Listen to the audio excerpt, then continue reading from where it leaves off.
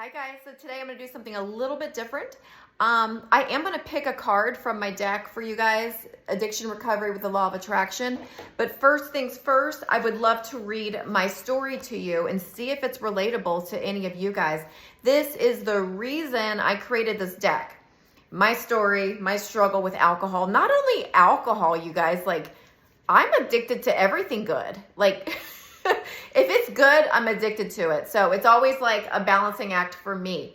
Now, I found that with certain things, I need to just go, the sun just keeps shining. It's coming in and out. So now it's glaring in my eyes. So sorry about that. But with alcohol, I just had to go, there was no moderation for me. It did not work. I still felt like crap, even if I had 1 or 2 glasses of wine. There, the sun just went down. That's better. So, I just got to a point where I was tired of feeling like shit. I did not have a rock bottom. So I'm going to go ahead and read this to you.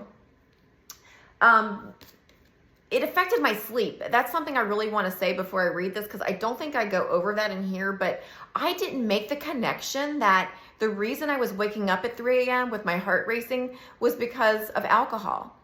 So your body creates stimulants to counteract the depressant, which is alcohol. And then when that depressant wears off, when alcohol wears off, about 4 to 5 hours after your last drink, all you're left with is the stimulants. I turned country on you. Stimulants that your body created, okay? So you wake up with your heart racing and you're like, oh my God, you know, and I was like, why am I having this anxiety? So by the way, it totally went away when I quit drinking alcohol. Shocker.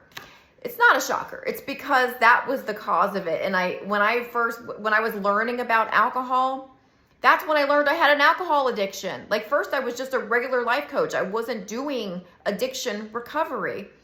And then I thought I'd add a niche. I added a lot of niches, but this one I thought was going to be, you know, just help a lot of people. And then when I started learning about addiction, I was like, uh-oh, I think I'm an addict, because it just sounded too familiar. So that's why I'm going to read you the story. Does this sound familiar to you? You guys, take the stigma away from addiction. Everybody's addicted to something. Everybody has bad habits. Get over it. And if you don't get over it, you're never going to better your life. You're going to stay stuck. You're going to stay stagnant. You're going to just continue. You're not going to see any change in life, because every day is going to be the same as the day before. You're going to have the same thoughts, same patterns, same bad habits. And you're going to be like, wake up and realize, man, I didn't do as much with my life as I really could have. So here we go. So here's my story. Okay, I established my coaching business, Day One Life Coaching, because I wanted to help others like myself who struggle with addiction. Everyone has bad habits, and everyone has a day one when they make a decision to break those bad habits. My main vice was red wine. For decades, I did not see anything wrong with my daily drinking habits. It's tough to acknowledge a problem when virtually everyone you know drinks the same amount or more than you do.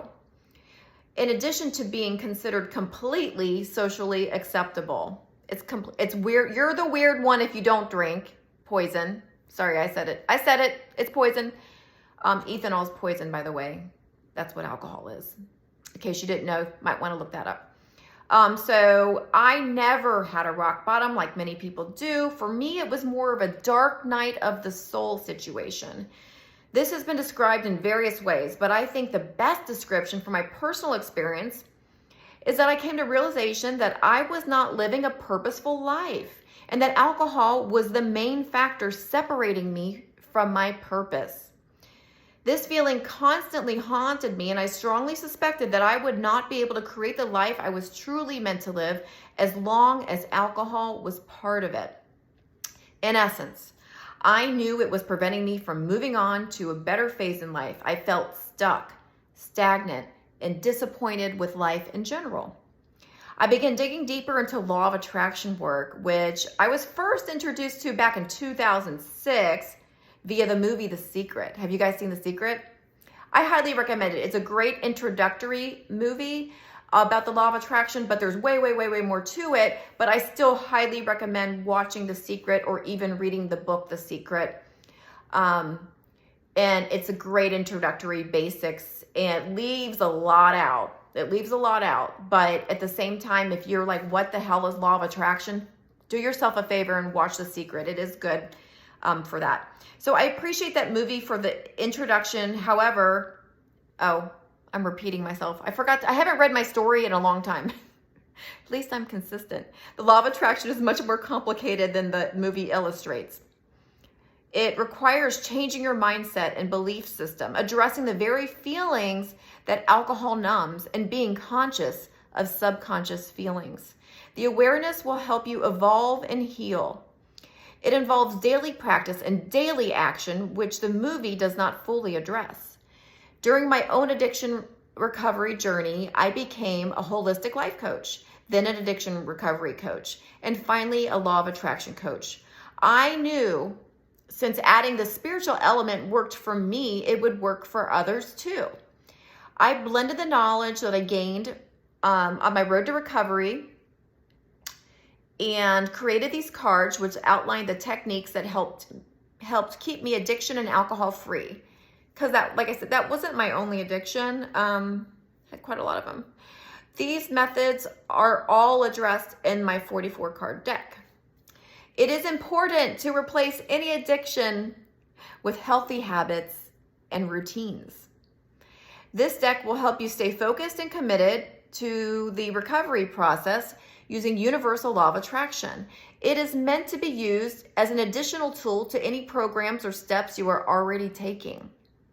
These cards are intended to be fun and simple, unique way to add a spiritual component to breaking addictions. You guys, the cards raise your vibration. When you raise your vibration, like you fill a void. You feel so good. You don't really have that need like to, oh, I gotta relax, you're gonna feel good. And that's the point. When you like raising your vibration, learning about this, learning about healing the whole reason that you're drinking in the first place, to numb yourself, to escape your reality, whatever it might be. When you heal that stuff, the need for alcohol goes away. And it's bullshit anyway, because you're not having more fun when you drink. You're just dumbing down your mind. It actually goes down 70 IQ points. So you're just making yourself dumb so things that aren't fun seem fun. Doing the same stuff with the same people in the same place. You know, record yourself when you're drinking sometime and you watch it and you say, was that fun to watch? Would you watch that movie? I don't think so. Okay, and would you even hang out with those people? I don't know. So when you're sober, that's what I mean. Of course you're going to hang out with people who have the same stories to tell over and over, and that aren't actually very fun when you're also drinking with them, and then your brain matches their brain because everybody's kind of lower their IQ. That's just honesty. I did it too for decades. So, okay, so each card contains a daily focus and information that will raise your vibration when applied. Raising your vibration sets you up for success when it comes to breaking bad habits. These are also the same concepts that I teach my clients, so they will help you with any addiction or just a bad habit. As long as you commit to the process, have fun with them and enjoy it. My goal for you is to become addicted to feeling good. Okay, guys. So, talking about bad habits, people can be bad habits. I've been talking a lot about that lately with my relationship series. We've been doing a lot of talks and podcasts on relationships and how you can be addicted to people, so get it out of your brain that it's only drugs and alcohol. I mean, you got food, you got Netflix, you got technology, you got people who are addicted to validation and they can't stop checking their social medias. Who liked me, who commented, all that stuff. And you've got people who they don't care about that, but they can't stop scrolling. They're addicted to TikToks. Okay? Those are addictions because they are taking away from your life where you could be doing something more fulfilling and something more purposeful. So now I'm going to pick a card. Let's see what we get. And I always ask, my intention for these cards is that I pick the one that is best for anyone who happens to watch this video and they hear this message at the right time, whenever you hear it. So it doesn't have to be the day. I had one jump out. Oh, and then I had a bunch fall too, but this is a jumper. Serve others. Serve others. Find yourself through serving others. Okay, this card suggests that the best way for you to release toxic thought patterns is to get out and serve others. You guys, this is a biggie. All your problems that you think, you know, there's somebody on the front of this card. You can see her. She's actually serving others, literally. But there's so many ways you can serve other people. You don't have to get out there and actually volunteer and doing stuff like that. But there's tons of ways. Okay, I think I get into that on this card if I remember correctly. One negative thought leads to another, which can cause a downward spiral. It is time to take control of your thoughts by getting out of your own head and begin focusing on others. There are endless ways you can serve people each and every day. Oops, I don't know if I went away for you, but my battery's dying. Okay, there are endless ways you can serve people each and every day. It does not always have to be something big or time-consuming, and it definitely does not need to cost you any money. Start off today by going out of your way to smile at people. Just a smile is serving others. You don't know who needs it. Let's play. Oh, you never know what strangers may be going through behind closed doors, and a simple smile can work wonders. You may choose to volunteer somewhere in your community.